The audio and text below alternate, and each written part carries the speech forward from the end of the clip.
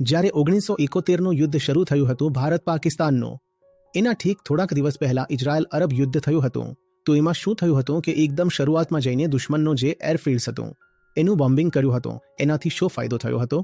જો પ્લેન ઉભેલા હતા તેને ઊભા જ મારી નાખ્યા. ઉપરથી બોમ્બિંગ કરીને બધા પ્લેન નીચે જ ધ્વસ્ત કરી દીધા. તો પાકિસ્તાને એ જ કામ કર્યું. ત્યાંથી શીખ લઈને 1971માં યુદ્ધ શરૂ થયું. જઈને જે ભારતીય પ્લેન છે એને આપણે ઊભા જ ધ્વસ્ત કરી દઈશું. ઠીક છે, એમાં પાકિસ્તાનને બહુ સફળતા મળી નહીં. તો એના પછીથી એર ડિફેન્સમાં એક પેટર્ન એ પણ ચાલે છે કે there are instances when the plane is safer in the sky than on the ground.